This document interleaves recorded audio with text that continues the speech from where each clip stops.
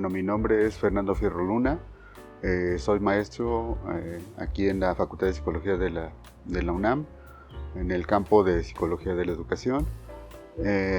Y bueno, mis líneas de investigación son básicamente mi atención se centra en cuestiones de atención a la diversidad, algunos aspectos de diseño y evaluación curricular, y bueno, lo que tiene que ver con aspectos del análisis del sistema educativo mexicano.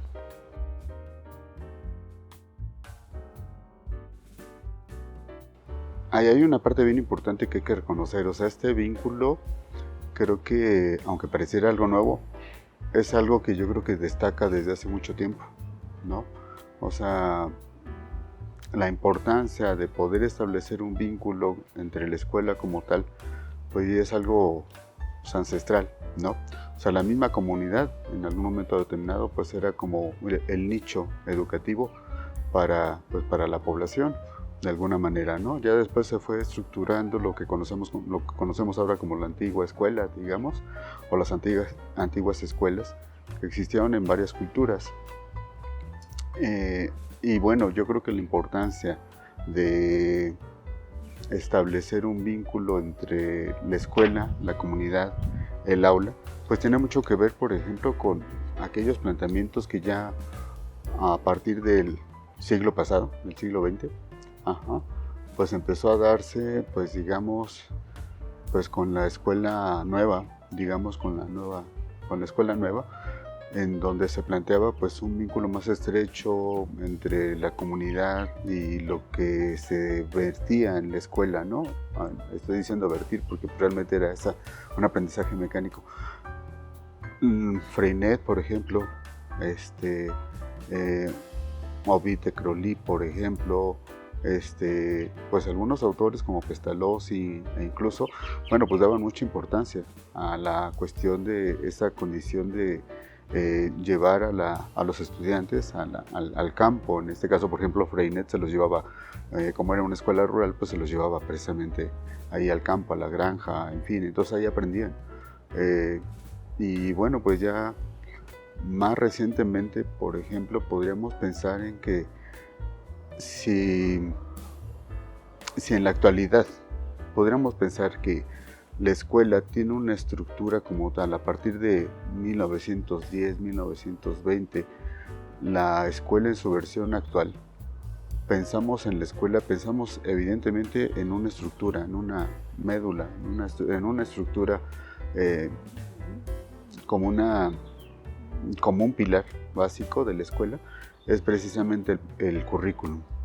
Y el currículum en donde no es el plan de estudios, o sea, el currículum es el plan de estudios más los procesos logísticos de cómo funciona la escuela, los recursos materiales, los recursos humanos, los espacios, todo esto es el currículum. Nada más que, bueno, pues en una versión, digamos, a veces literal por parte de algunos autores, se entiende como currículum en plan de estudios. Y bueno, cuando hablo de esto, precisamente es tratando de establecer esta condición en donde poco a poco, a partir de la década de los 70 más o menos, pues la propuesta de UNESCO fue aprender a hacer, básicamente. Edgar Faure recuperó muchos elementos de este planteamiento de la UNESCO y lo planteó como una propuesta precisamente de la UNESCO, en donde después decantó en algunos otros aspectos de aprender a aprender. Y entonces se empezó a vertir una idea acerca de, ¿y será la escuela el único lugar donde se aprende? Sí, curricularmente hablando, o de acuerdo con un plan de estudios, pues sí se aprende en la escuela. Hay una secuencia de contenidos que se van aprendiendo en la escuela. Se van aprendiendo de manera gradual, se van aprendiendo de lo menos complejo a lo más complejo, de lo más simple a lo más difícil, etcétera, etcétera, ¿no? Entonces como que se fue vertiendo esta idea acerca de lo que era la escuela. Pero sin embargo en la década de los 70 de repente empieza a cuestionarse, bueno, ¿y será la escuela el único espacio donde se aprende? Y bueno, pues empezó a aparecer entonces esta definición de educación formal, educación no formal, educación informal, ¿no? En donde la educación informal, por ejemplo, juega un papel bien importante, ¿sí? Porque es la educación en el ambiente, la educación de lo que se aprende en el contacto continuo y permanente con los grupos sociales, con la comunidad. Y entonces no descontar este aspecto pues fue algo que se llevó mucho tiempo. Diversos estudios, por ejemplo, también de cognición, Everyday Cognition, por ejemplo, se le llamaba en aquel entonces, en la década de los 70, de cognición, pues de toda la cognición que desarrollamos cuando nosotros andamos en la calle, en diferentes lugares, en los espacios de ocio, en fin, pues ahí nosotros también utilizamos la cognición, ¿no? Y entonces se empezó a generar toda una propuesta bien interesante acerca de esto, acerca de la importancia de recuperar la educación informal, la no formal, que de alguna manera sí tiene una secuencia, pueden ser cursos que llevamos de alguna manualidad o cursos que llevamos de algún interés que tengamos, de música o algo así por el estilo, o incluso cursos para aprender algún oficio, por ejemplo. Y entonces, bueno, pues que todo esto tiene un cierto valor. O sea, no es una secuencia como tal en la educación no formal, pero sí opera con un cierto valor para la sociedad. Lo importante en este caso es cómo, y el cuestionamiento más fuerte ya fue en la década de los 80, cómo es que la escuela tiene que derribar, y esto lo decía un autor español, Ángel Rier, decía, ¿cómo podemos hacer para que podamos derrumbar los muros de las escuelas para que el saber escolar se convierta en un saber cotidiano y el saber cotidiano se convierte en un saber escolar? Romper esas barreras, esos muros que están entre lo que aprendo en la escuela se usa en la escuela y lo que aprendo en el ambiente se usa solamente en el ambiente, ha costado mucho trabajo, pero creo que ha tenido muchas ventajas y muchas bondades, ¿no? Recuperar entonces la idea del vínculo escuela-familia, el vínculo escuela, ambiente, cultura, y el aula, implica llevar esos contenidos de lo que tenemos y de lo que llevamos allá afuera, de las experiencias vivenciales que tenemos y poder recuperarlas en el aula. Poder recuperarlas precisamente también, pues de alguna manera en una serie de recursos programáticos que nosotros podríamos desarrollar dentro de las aulas. Y esto es bien interesante, ¿sí? Precisamente por eso, porque podemos recuperar toda esta experiencia del alumno y pensar en que no solamente se aprende en la escuela.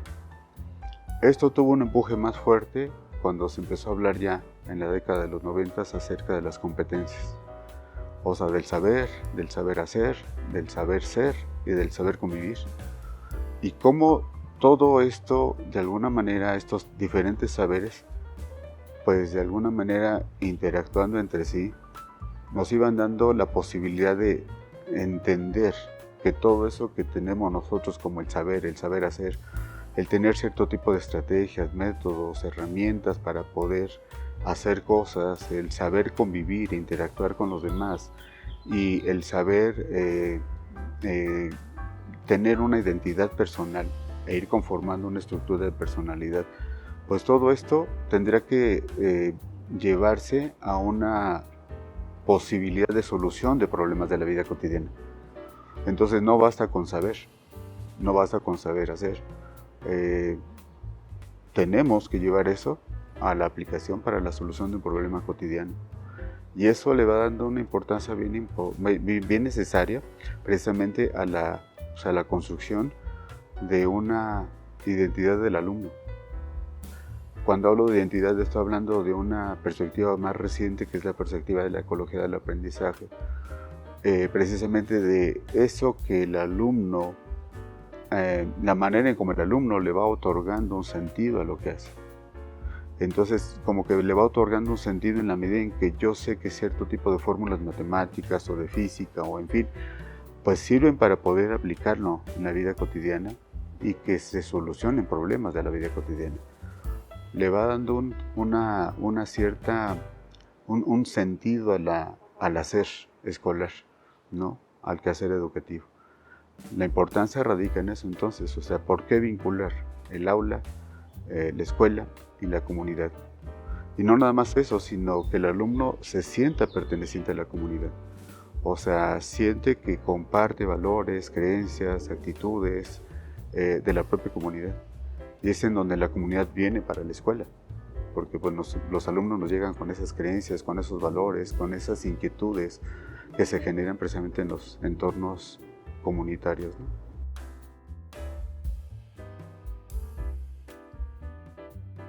Sí, o sea, precisamente tiene que ver con lo que comentaba ahorita, no sé, yo creo que la cognición situada y el aprendizaje situado tiene que ver precisamente con esa solución de problemas cotidianos, ¿no? O sea, cómo lo que aprendemos en la escuela nos tiene que servir de alguna manera para poder aprender a aprender, ¿sí? Es ahí donde el estudiante, por ejemplo, pues entra a veces en una contradicción, o sea, ¿qué tanto con lo que yo sé lo puedo utilizar ahorita para solucionar un problema cotidiano, ¿no? ¿Qué tanto con lo que yo sé puedo solucionar cierto tipo de aspectos incluso caseros, por ejemplo, ¿no? O sea, ¿por qué se está de ¿por qué tenemos que utilizar, por ejemplo, cierto tipo de recursos para soldar una puerta, por ejemplo, ¿no? O sea, ¿por qué tenemos que manejar algunos elementos químicos ahí, etcétera, etcétera? De alguna manera creo que esto ya es algo que también Donald Schoen, con la formación de profesionales reflexivos, trataba acerca de esto. O sea, no queremos estudiantes que estén en las cimas, en donde la teoría pues es la parte importante, sino hay que llevar a los alumnos a que se vayan hacia el pantano de la realidad, porque la realidad nunca se nos aparece como única. No vemos en la realidad nada más la física o la química o la biología o la sociología o la demografía, ¿no? O sea, vemos todo interactuando en el mismo momento. Entonces, en este caso, la parte importante de poder reconocer cómo debe de operar el aprendizaje situado es ubicar, y aquí viene una parte importante, ubicar pues la manera en cómo nosotros podemos llevar a los alumnos allá afuera. Una estrategia puede ser, por ejemplo, el aprendizaje basado en proyectos, ¿no? El ABP. Entonces, si nosotros tenemos proyectos, definimos y perfilamos un proyecto determinado. Voy a poner un ejemplo, ¿sí? En algún momento, en un curso que di, de repente ya tenía maestros de bachillerato, ¿no? De diferentes escuelas de bachillerato y aparte de diferentes áreas o diferentes asignaturas. Pero de repente me llamó la atención que en algún momento cuando tratamos de desarrollar un proyecto,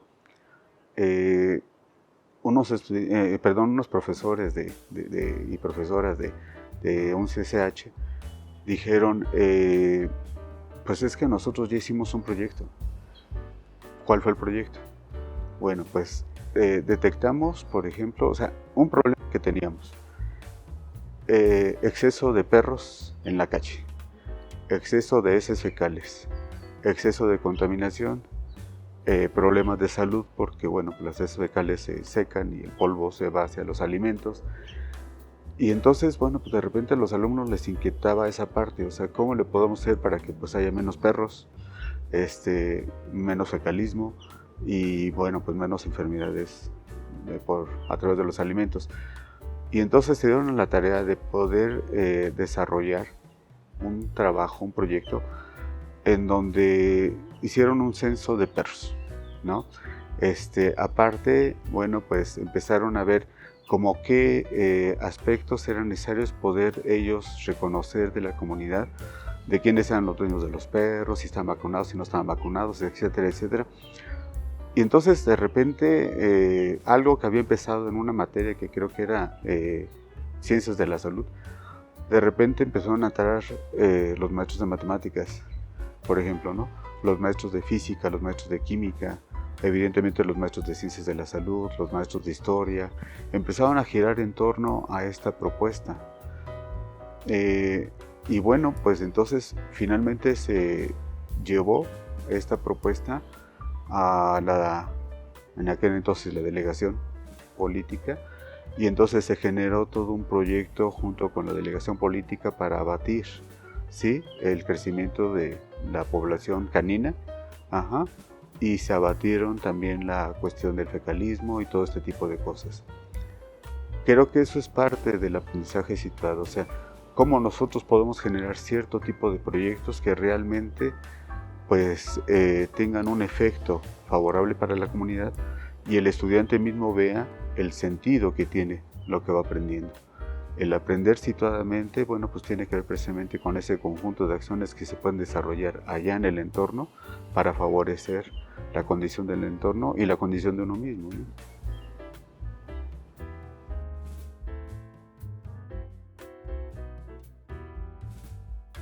La escuela para el aula yo creo que es bien importante, o sea, de alguna manera, platicamos hace ratito, ¿no? Los recursos humanos. Hay agentes educativos y por agentes educativos entendemos a cualquier persona que estando dentro de la escuela pues tiene la intención de enseñar. Puede ser desde las personas que hacen el aseo, la limpieza, en fin, los directivos, los docentes, en fin, creo que toda esta parte es importante porque la propia escuela va siendo el nicho, ¿no?, en donde se van gestando toda una serie de propuestas, de proyectos bien interesantes.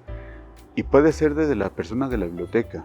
Ahorita voy a contar una experiencia en ese sentido que acabamos de vivir. Fuimos a Chiapas en diciembre del año pasado. Precisamente fuimos a los colegios de bachilleres. Y entonces, ¿cómo es que la escuela puede ir generando propuestas bien interesantes, no solamente para robustecer o fortalecer las competencias del estudiante, sino también para llevarlos más allá, ¿no? Y creo que eso es bien importante, o sea, porque la escuela puede generar obstáculos o barreras, o puede abrir espacios en donde los alumnos tengan esta posibilidad de poder manifestarse, de poder participar de manera creativa, innovadora, e incluso, pues digamos, a lo mejor hasta como muy personal, ¿no? Ahora que fuimos a Chiapas en diciembre, nos llamó mucho la atención, sobre todo porque acabamos de pasar pues, por un periodo bien difícil, o sea, el confinamiento, la pandemia, en fin. Me gustó mucho que fue a partir de la biblioteca y la bibliotecaria, que la bibliotecaria estaba favoreciendo la motivación para estar en la escuela. O sea, muchos chicos y chicas todavía tenían cierto tipo de reticencias para asistir de manera presencial. Y ella abrió varios proyectos. Uno de ellos era el círculo de lectura, otro fue una feria acerca de cuestiones literarias. Y bueno, pues en la feria participaron todos los maestros también, participó también toda la población estudiantil, los círculos de lectura también. Me gustó mucho porque ella estaba muy entusiasmada por todo esto. Decía que el círculo de lectura era un círculo en donde realmente los chicos se estaban volviendo a encontrar, ¿no? Y aparte de que se estaban generando ahí cuestiones amorosas y todo esto, ¿no? O sea, que de repente un chico llegó y le preguntó a la bibliotecaria, oiga, vengo a ver si en la lista del círculo de lectura está una chica tal, ¿no? Su nombre. Y la bibliotecaria le preguntó, bueno, ¿y cómo para qué? Dice, bueno, pues es que a mí me interesaría estar en el círculo de lectura y esto y lo de tal. Y la bibliotecaria le dijo, no, pero ¿para qué quieres saber si está esta chica? Bueno, lo que pasa es que la verdad es que la chica me gusta, ¿no? O sea, entonces, bueno, pues a ver, sí está la chica. Pero fíjate que a ella le gusta tal y tal y tal y tales libros, ¿no? O sea, les gustan tales libros.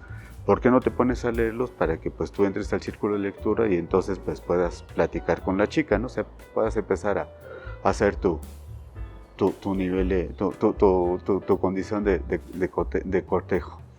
Y el chico, sí, o sea, se metió al círculo de lectura. Había una parte de chicos que escribían poesía, por ejemplo, otros que estaban haciendo teatro. Entonces todo a partir de la biblioteca, ¿no? Los maestros empezaron a apoyar estos proyectos y le entraron los maestros de todas asignaturas, ¿no? O sea, participaron maestros de todas las asignaturas, ¿no? O sea, unos más, otros menos, pero en fin, el maestro de Derecho, el maestro de Literatura, obviamente, el maestro de Ciencias, en fin, o sea, me gustó mucho esa propuesta. Cuando se habla de esta condición de la importancia de la escuela es precisamente porque tenemos ese nicho, ¿no? Ese nicho en donde precisamente pueden desarrollarse muchos proyectos, ¿no?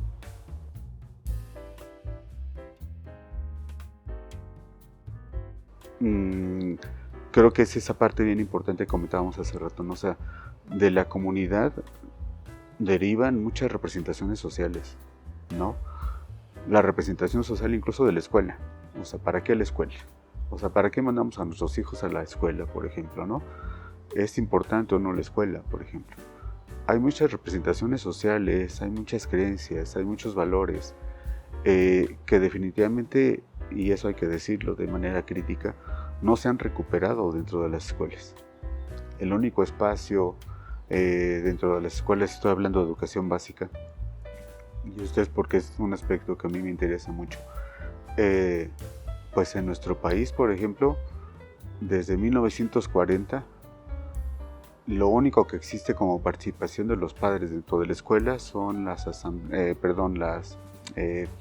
la mesa directiva, desde 1940, ¿sí? O sea, ya estamos hablando de casi 100 años. Y solamente se dedican los padres a gestionar los recursos que llegan a la escuela. Creo que sería muy rico precisamente que la comunidad pudiera participar de alguna otra manera, como lo hemos visto en otras escuelas. Me tocó una experiencia en donde los padres, la escuela gestionó o generó una olimpiada de deportes. Entonces los maestros convivieron con los padres de familia en el equipo de básquetbol, en el equipo de voleibol. Entonces era de maestros, alumnos, padres de familia, madres de familia, maestras. Y entonces, bueno, pues este interjuego de personalidades dentro de una escuela pues es muy rico. Ajá. Sería mucho mejor si como una fuente del currículum tuviéramos precisamente la participación de los padres de familia en los aspectos de qué aprende mi hijo, cómo aprende, para qué aprende esto, ¿no? Y bueno, o sea, se han abierto espacios, las escuelas de padres de familia, por ejemplo, de padres y madres de familia, algo que manejamos nosotros en una escuela primaria, que son los cursos, talleres para padres y madres de familia con diferentes temáticas. O sea, empezar a abrir esos espacios donde sean los padres los que vayan teniendo más voz dentro de la escuela. ¿Para qué aprende, cómo aprende? O sea, necesito saber cómo aprende. Es bien común que suceda esto, ¿no? O sea, que de repente a la mamá o al papá le dicen, oiga, pues es que su hijo tiene un desempeño bajo en matemáticas, ¿no? Por favor ayúdele, ¿no? Sí, pero el papá dice, bueno, ¿yo cómo le ayudo? O sea, yo apenas cursé la primaria, la secundaria, o sea, sé que tiene dificultades para resolver problemas de matemáticas, bueno, pero entonces, ¿quién me puede ayudar en ese sentido, no? Pues hay que abrir esos espacios a través de los cursos talleres para padres. Es una versión, no digo que sea lo único, ¿no? Una experiencia que sucedió en España, nos platicaba Juan del Val, bien interesante también, en donde sería al revés. Cómo la escuela, bueno, no al revés, sino en ese sentido, cómo la escuela puede jugar un papel importante para poder recuperar un conjunto de condiciones sociales alteradas.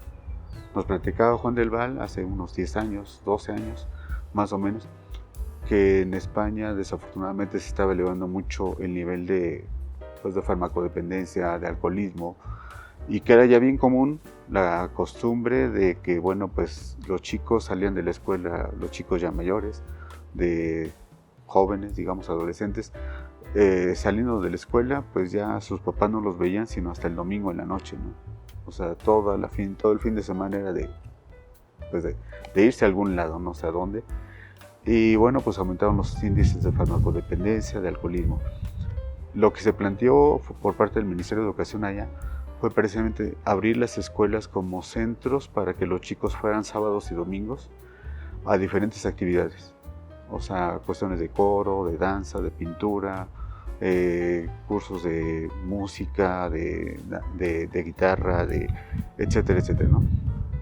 pues fue muy interesante la propuesta porque sí los chicos ya no buscaban otros lugares, o sea, el antro como tal, ¿no? O sea, buscaban la escuela como un espacio para convivir entre jóvenes, ¿no? Entonces, eso permitió abatir un tanto los índices de alcoholismo que ya estaban muy altos o de farmacodependencia, ¿no? Entonces, la escuela también tiene esa posibilidad de un interjuego precisamente para favorecer algunos problemas de carácter social y abrirse a la comunidad para que se convierta en un centro de convivencia, en un centro pues digamos, de apoyo para el desarrollo de la población, ¿no?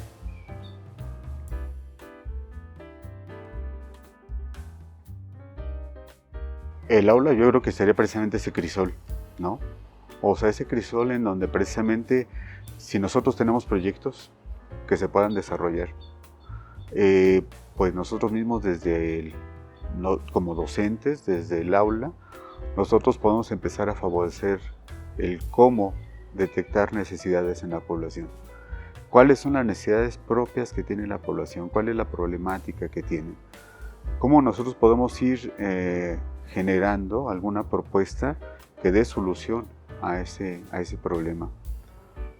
¿Cómo podemos nosotros ir evaluando, ¿sí?, si realmente tiene eficacia o no lo que estamos haciendo? Y cómo nosotros podemos llegar ya a tener pues digamos, una recepción adecuada en la comunidad acerca de lo que estamos haciendo. Una experiencia en Perú, por ejemplo, con estudiantes, si mal no recuerdo, de bachillerato o de secundaria, fue en ese sentido. O sea, una comunidad rural en Perú, por ejemplo, pues tenía el problema de que no tenían pues una entrada económica favorable. Y entonces, desde el aula se empezó a generar toda una propuesta de establecer una granja avícola a la comunidad, precisamente a que elevara sus insumos, sus entradas económicas. Y entonces se generó esta propuesta, se buscaron algunos recursos económicos para poner la primera granja, y después la granja ya se convirtió no solamente en el espacio de aprendizaje para los chicos dentro del aula, sino también se convirtió en una entrada económica para toda la comunidad. Y entonces ya después incluso se llevó a grande el comercio de las aves, se llevó precisamente pues a las grandes ciudades, ¿no? O sea, ya eran una producción bastante amplia que tenían de producción avícola, ¿no?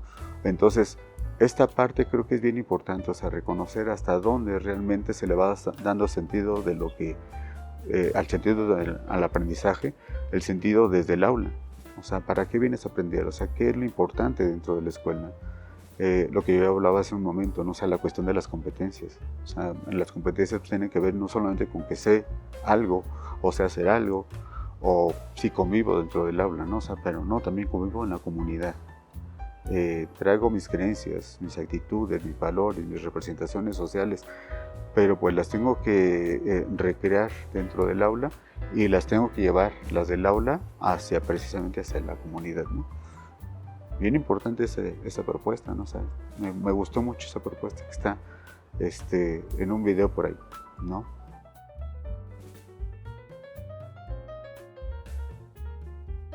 Es bien importante el trabajo colegiado. Yo creo que pues podríamos pensar, dice Santos Guerra, un investigador español,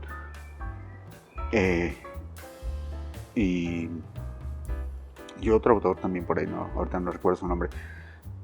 Lo que pasa es que nosotros, cuando vamos a una escuela, lo que vemos como estructura de la escuela como tal, digamos, es como un iceberg. Vemos la séptima parte que está fuera del océano, pero las otras 6 séptimas partes están debajo. ¿Cuáles son estas 6 séptimas partes? La organización no formal.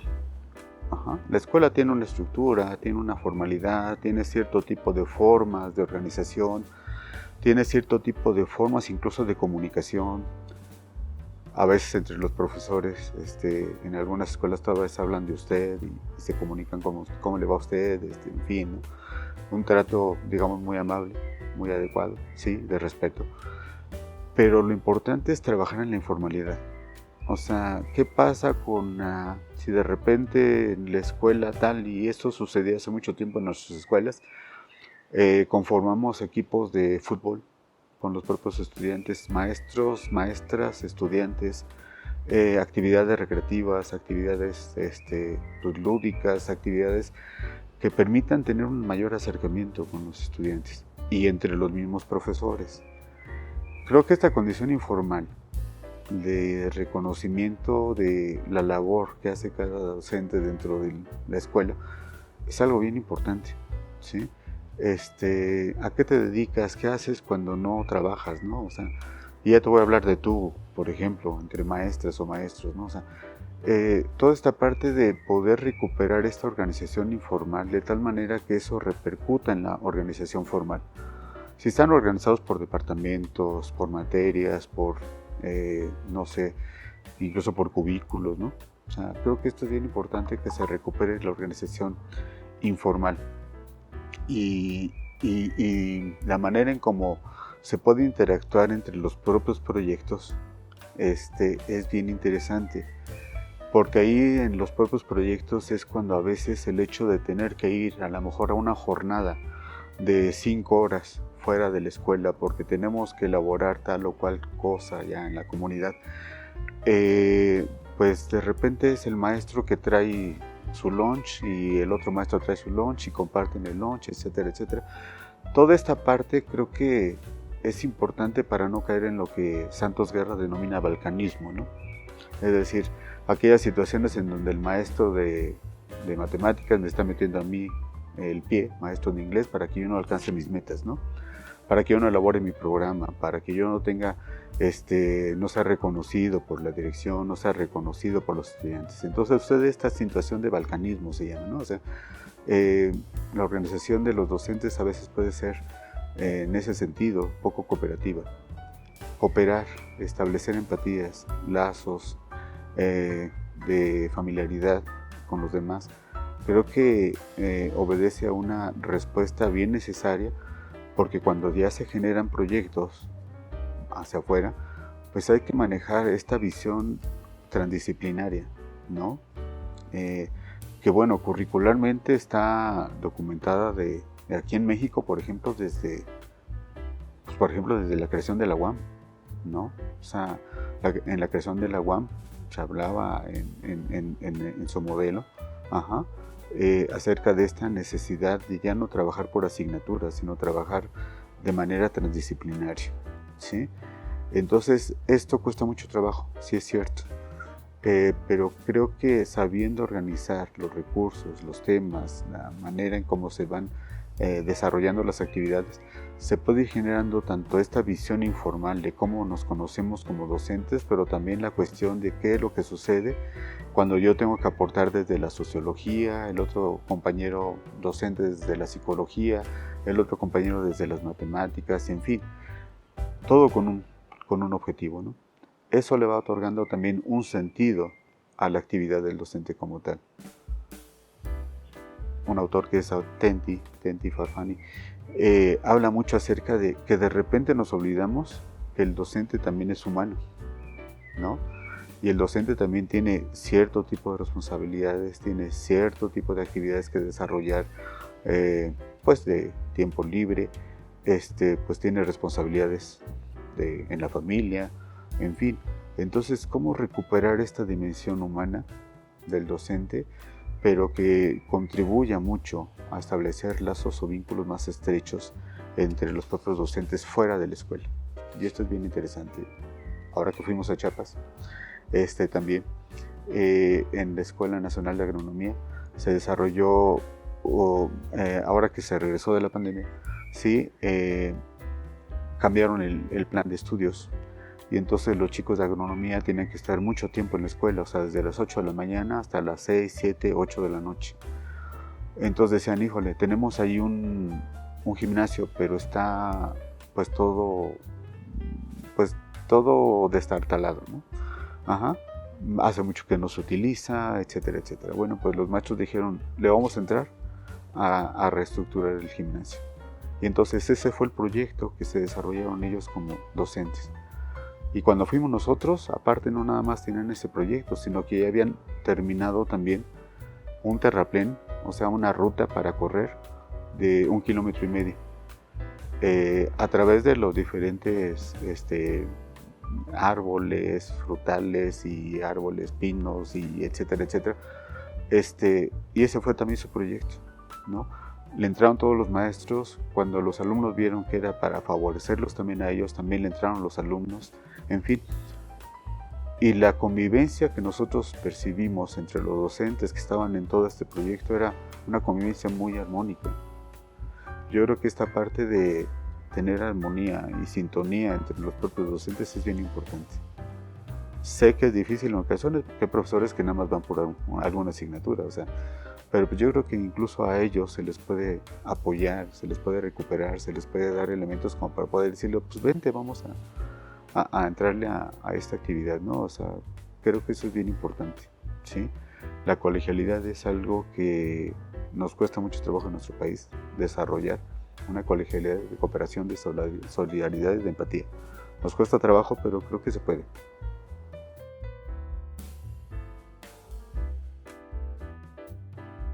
Que seamos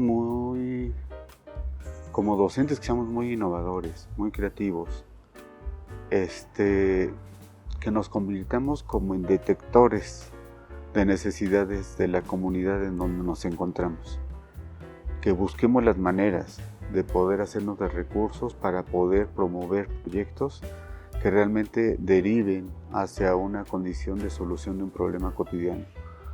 De esta manera creo que ya tenemos alguna forma de poder ir conduciendo el qué aprendemos, el cómo aprendemos, el para qué aprendemos e incluso el cómo se evalúa, ¿no? O sea, yo creo que es una cuestión bien importante, no nada más hacer proyectos por hacer proyectos, sino el proyecto debe de tener tales componentes de tal asignatura, de tal disciplina, buscar estos nodos que permitan establecer una relación transdisciplinaria, nodos conceptuales y nodos problemáticos, ¿no? Hace rato yo hablaba acerca de este ejemplo de que hicieron estos profesores del CCH, ¿no? Entonces tuvieron que trabajar un cuestionario, una entrevista, el mismo censo, por ejemplo, los maestros de ciencias de la salud, buscar, bueno, pues cuáles son aquellas situaciones en las que había mayor enfermedad y cuáles eran los agentes que provocaban la enfermedad. Es buscar estos nodos que permitan el entendimiento de lo que sucede desde la matemática, desde las ciencias sociales, etcétera, etcétera. Creo que el tener esas antenitas puestas nosotros como docentes y buscar cuál es el problema que puede estarse dando ahorita en la comunidad y buscar nosotros algunas alternativas de solución, creo que eso nos va dando la pauta como para ir generando un proyecto e ir invitando a otros profesores de otras asignaturas para que puedan participar de alguna manera en esta encomienda, ¿no? Digamos, ¿sí? Es algo bien interesante todo esto, ¿no? En una clase que yo doy, precisamente, pues trato yo de que el trabajo devenga en una propuesta. A partir de la pandemia, por ejemplo, sí, la clase que doy tiene que ver con la atención a la diversidad. Pues les dije a los chicos, o sea, ¿qué es lo que más creen ustedes que está sucediendo ahorita con la población que vive en situación de discapacidad? Y pues me empezaron a decir varias cosas, ¿no? O sea, pues que no se comunican, personas con discapacidad, adultos, ¿no? ¿Qué se espera de una persona con discapacidad adulta? Que tiene posibilidad de deambular, que tiene posibilidad de salir a la calle, en fin. Pues esperaría que sea una persona productiva, que trabaje. Pero si no había trabajo para muchos, ni siquiera aquellos que nos podemos llamar regulares, pues entonces tampoco para ellos, ¿no? Entonces la propuesta del proyecto fue, vamos a pensar en cómo le haríamos para generar alguna instancia que pudiera servir para que las personas con discapacidad se acercaran a nosotros, ofrecieran cierto tipo de servicios de plomería, carpintería, etcétera, etcétera, y nosotros poder ubicar a las personas en diferentes lugares. Se quedó en proyecto. pero el proyecto remató en algo bien interesante porque sí realmente se vio incluso cuánto dinero se necesitaría para poder establecer ese lugar, quiénes podrían participar. Ajá. Aparte de un contador para llevar la contabilidad de los gastos, etcétera, etcétera, el psicólogo clínico, el psicólogo organizacional para hacer cierto tipo de valoración de las aptitudes de las personas en situación de discapacidad, el psicólogo educativo, o sea, favoreciendo con cierto tipo de talleres, cursos, etcétera, etcétera, para la población que necesitara algo para poder incorporarse a un ambiente laboral ordinario. En fin, o sea, empezaron a hacer todo este interjuego e incluso una de ellas dijo, si me dan permiso, me llevo el proyecto porque lo voy a meter en una incubadora, ¿no?, de proyectos. Todos los demás compañeros dieron el visto bueno y dijeron, me lo llevo a la incubadora. Se lo llevó a la incubadora y afortunadamente le dieron un apoyo económico para echar a andar esa propuesta, ¿no? O sea, creo que eso es precisamente lo que nos lleva a nosotros como docentes, tener así como que muy abiertas nuestras antenas para captar todo lo que está sucediendo en nuestro entorno y saber qué es lo que nosotros podemos utilizar de las necesidades sociales para poder satisfacer con los recursos que tengamos desde la escuela.